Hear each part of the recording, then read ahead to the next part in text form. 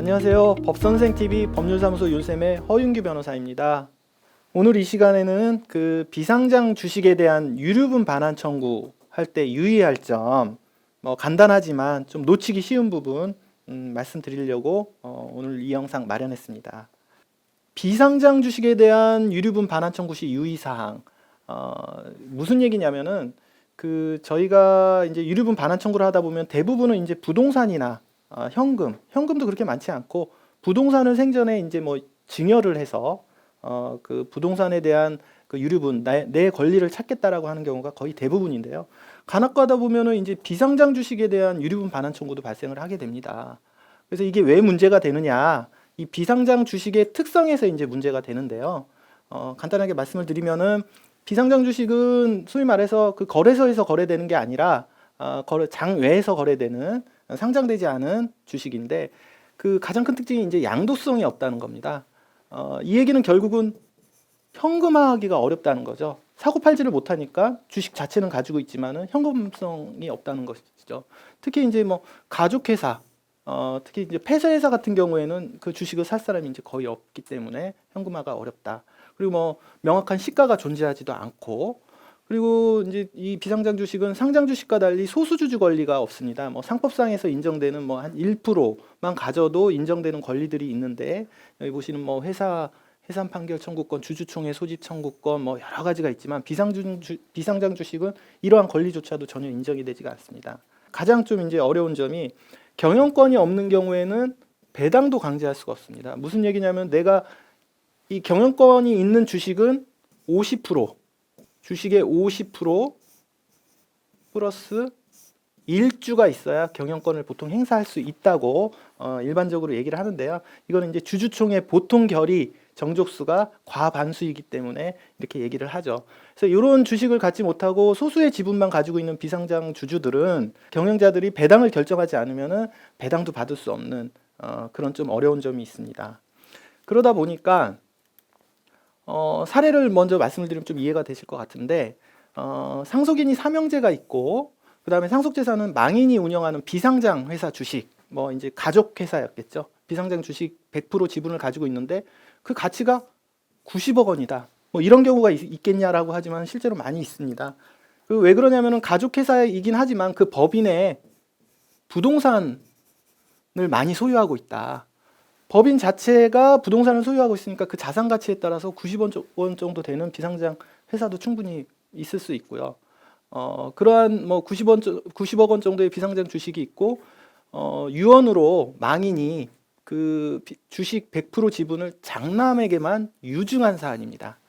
그리고 여기는 안 써 있지만은 남아있는 상속재산은 이제 없다라고 가정했을 때 결국은 가진 재산은 주식밖에 없는데 삼형제 중에 장남한테만 물려줬기 때문에 차남과 그 다음에 막내는 전혀 재산을 못 받게 되니 이제 유류분을 청구할 수 있겠죠.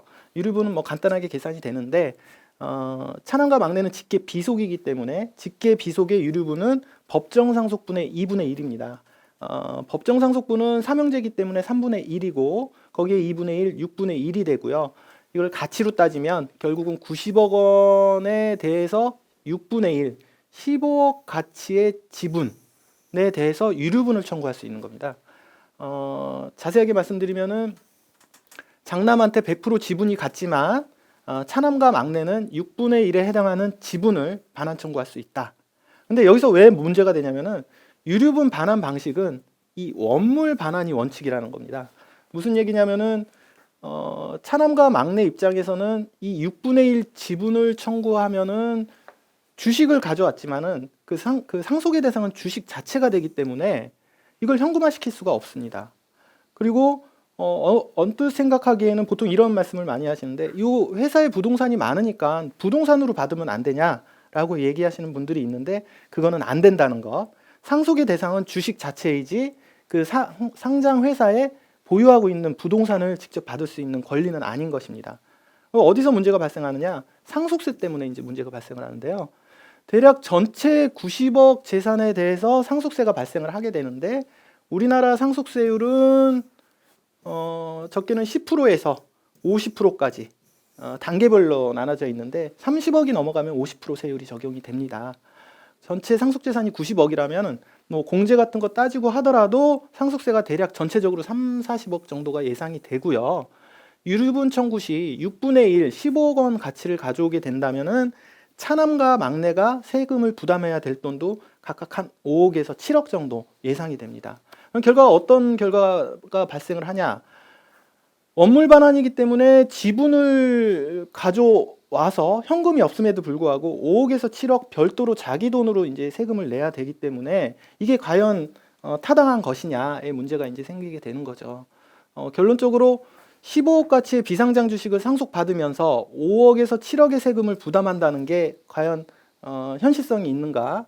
또 뭐 물납으로 한다고 하는 요건도 있긴 하지만은 상당히 그 요건도 엄격하고, 그리고 각각 6분의 1 지분만으로도 경영권 행사를 전혀 못한다는 거. 경영권은 여기 나오지만은 주총 보통결의 출석주주 과반수가 있어야 되는데 뭐 거기 해당을 하지도 못하고, 또 한 가지는 뭐 경영권을 행사하지 못하더라도 만약에 뭐 장남이 경영권 행사하는데 조금 뭐 비토권을 행사한다든지 뭐 이의 제기를 한다든지 이런 권리라도 있어야 되는데 그게 이제 특별 결의.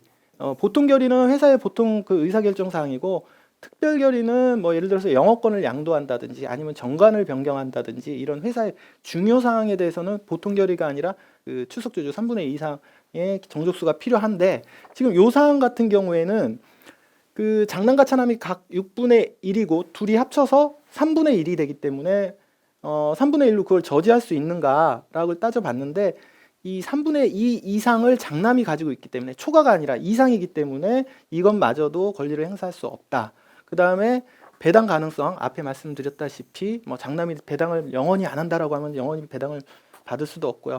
또 향후 이 주식을 양도할 가능성도 없다라고 한다면 굳이 이 주식을 유류분으로 청구해서 지분으로 받아서 가지고 있을 필요성이 있는지를 잘 고민을 하셔가지고 결정을 하셔야 되고요.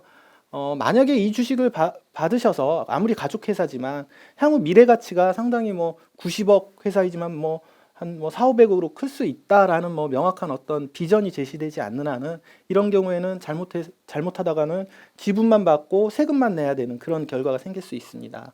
그래서 간혹 가다가 실무에서도 이런 점을 검토하지 않으시고 비상장 주식에 대해서 유류분 반환 청구를 청구하셨다가 막상 세금 때문에 낭패를 보시는 그런 경우가 있을 수 있어서 오늘은 이런 점에 대해서 좀 주의하시라고 영상을 마련했으니 잘 참고하시면 될 것 같습니다. 오늘 영상은 여기까지고요. 이상 내용에 대해서 궁금한 점이 있으시거나 저희한테 뭐 상담 받으실 일이 있으면 저희 법률사무소 율샘으로 연락 주시면 감사하겠습니다. 오늘 영상은 여기까지 하겠습니다. 감사합니다.